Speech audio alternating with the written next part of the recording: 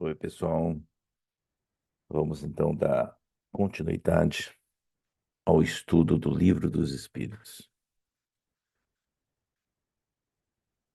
Hoje, o encontro número 5, na parte 5 da introdução. Vamos lá. Se os fenômenos com que nós estamos ocupando houvesse ficado restrito ao movimento dos objetos, permanecido, como dissemos, no domínio das ciências físicas. Assim, entretanto, não sucedeu. Estava-lhes reservado colocar-nos na pista de fatos de ordem singular. Acreditaram haver descoberto, não sabemos pela iniciativa de quem, que a impulsão dada aos objetos não era apenas o resultado de uma força mecânica cega, que havia nesse movimento a intervenção de uma causa inteligente. Uma vez aberto, esse caminho conduziu a um campo totalmente novo de observações. De sobre muitos mistérios se erguia o véu. Haverá, com efeito, no caso, uma potência inteligente? Tal a questão. Se essa potência existe, qual é ela? Qual é a sua natureza, a sua origem? Encontra-se acima da humanidade? Eis outras questões que decorrem da anterior. Então, aqui ele vai entrar naquela questão do que é do mundo espiritual, do que é do mundo físico. A certeza, a sensação, né, que existe algo inteligente começa a emergir.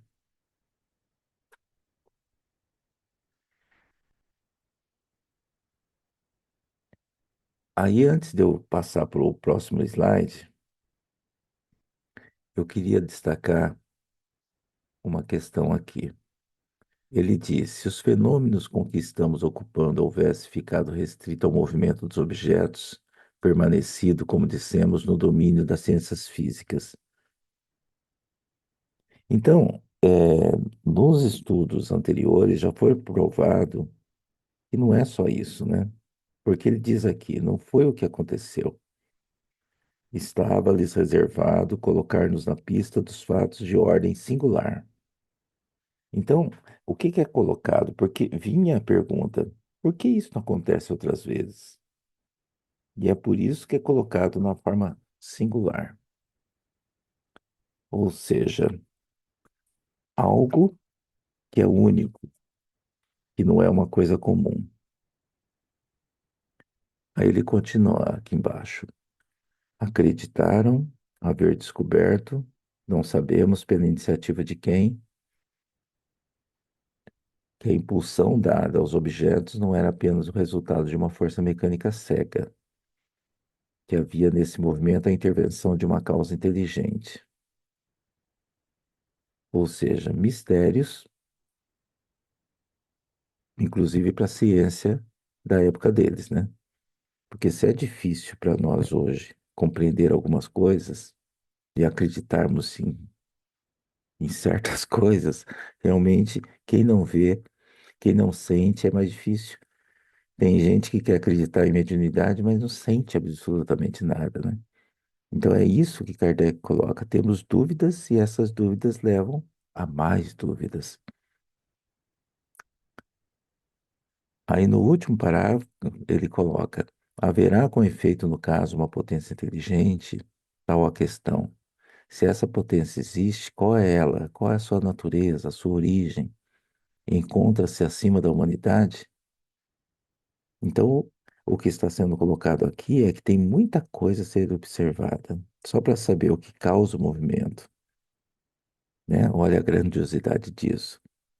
Nós vamos fazer um estudo aprofundado para descobrir o espírito batendo na mesa. Isso é só a ponta do iceberg. Quem é esse espírito? Por que ele está aqui? De onde ele veio? Então, por isso que essa obra, o Livro dos Espíritos, não pode ser lido de uma forma leviana. Na verdade, é um compêndio, um tratado científico. E ele aqui está explicando passo a passo qual foi o método. Agora sim, vamos para o próximo. As primeiras manifestações inteligentes se produziram por meio de mesas que se levantavam e com um dos pés davam certo número de pancadas, respondendo desse modo sim ou não, conforme fora convencionado a uma pergunta feita. Até aí, nada de convincente. Nada de convincente havia para os céticos, porquanto bem podiam crer que tudo fosse obra do acaso. Obtiveram-se depois respostas mais desenvolvidas, com auxílio das letras do alfabeto, dando ao móvel um número de pancadas correspondente ao número de ordem de cada letra. Chegava-se a formar palavras e frases que respondiam às questões propostas. A precisão das respostas e a correlação que denotavam com as perguntas causaram espanto. O ser misterioso que assim respondia, interrogado sobre a sua natureza, declarou que era o espírito ou gênio.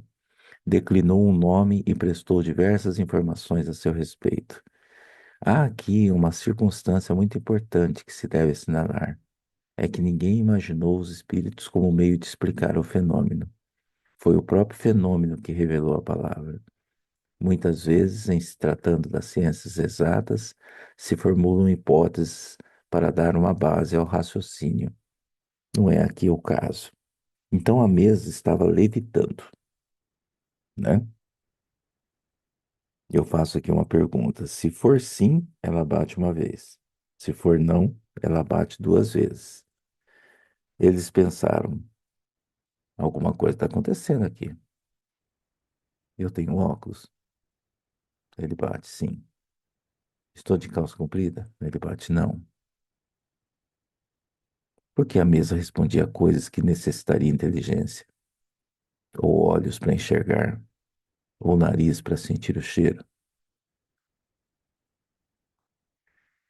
Pegando aqui, ó, no primeiro final do primeiro parágrafo. Até aí, nada de convincente havia para os céticos, porquanto bem podiam crer que tudo fosse obra do acaso. Ou seja, pode ser uma imensa coincidência que todas as respostas estão certas, mas ainda não dá para provar que existe uma inteligência. Nós vamos ter que ficar fazendo um milhão de perguntas e se uma vez ele responder errado, então já podemos falar aqui, já não podemos falar que isso é inteligência. Então, essa é a dificuldade do método científico. No segundo parágrafo, aqui ele coloca: obtiveram-se depois respostas mais desenvolvidas, com auxílio das letras do alfabeto. Então, agora ele ia funcionando como um código, sabe?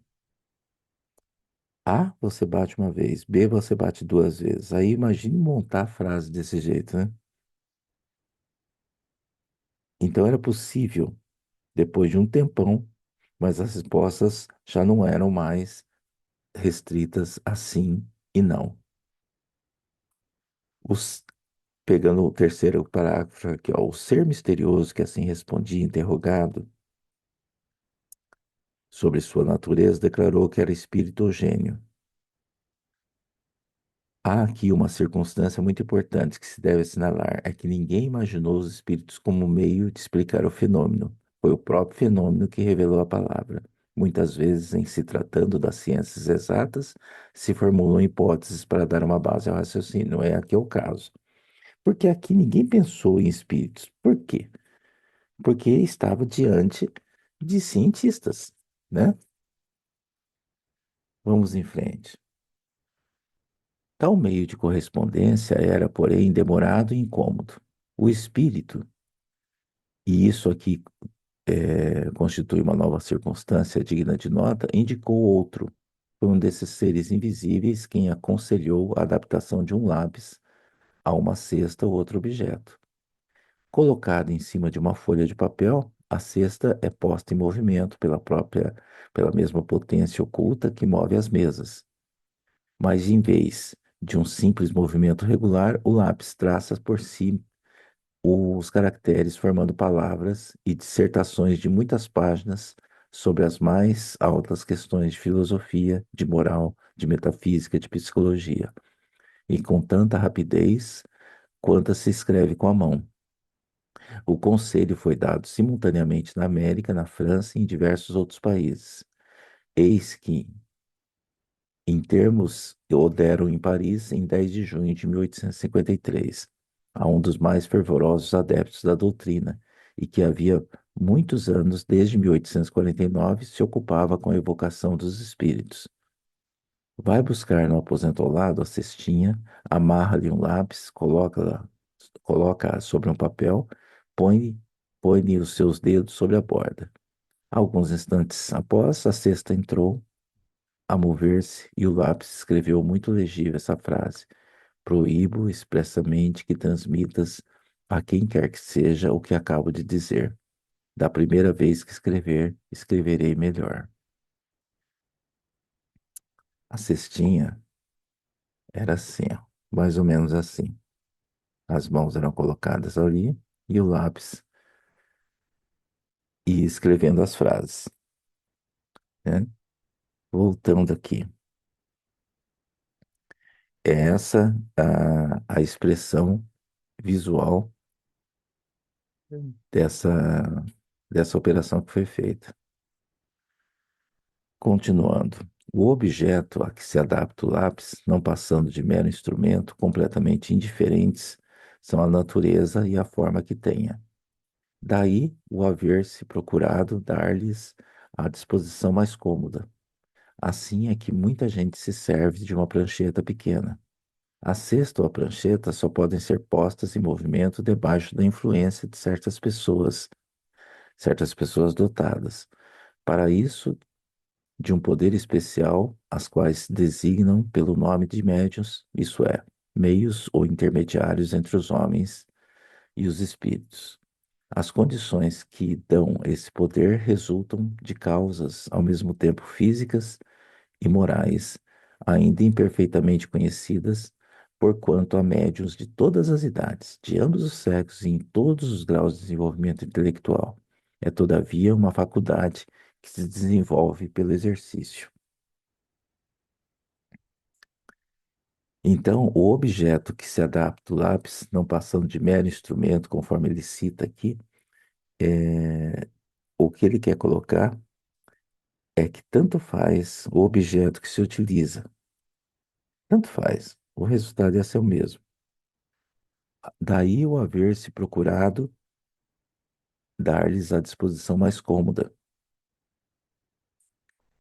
Assim é que muita gente a serve de uma prancheta pequena. Por isso, é, essa parte aqui que ele fala, a cesta ou a prancheta só podem ser postas em movimento debaixo da influência de certas pessoas dotadas, para isso, de um poder especial aos quais designam pelo nome de médiuns.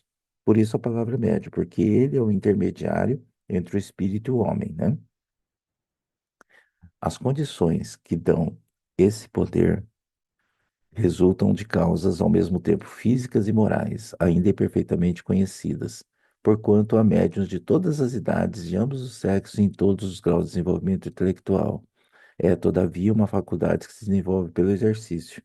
Então, o que ele quer dizer é que nesse momento não temos condição de dizer como isso funciona. Como há casos, né?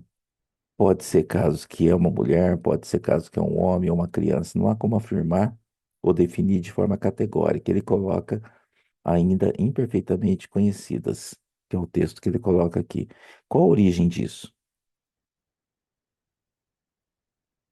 Qual a origem disso? Ninguém sabe. Não dá para saber. É uma coisa para se pensar. Mediunidade é algo que pode ser desenvolvido em qualquer pessoa. Então, gente, a gente está quase acabando essa parte da introdução. O próximo encontro é a parte 6 e desejo a vocês uma ótima semana, tá bom? Grande abraço.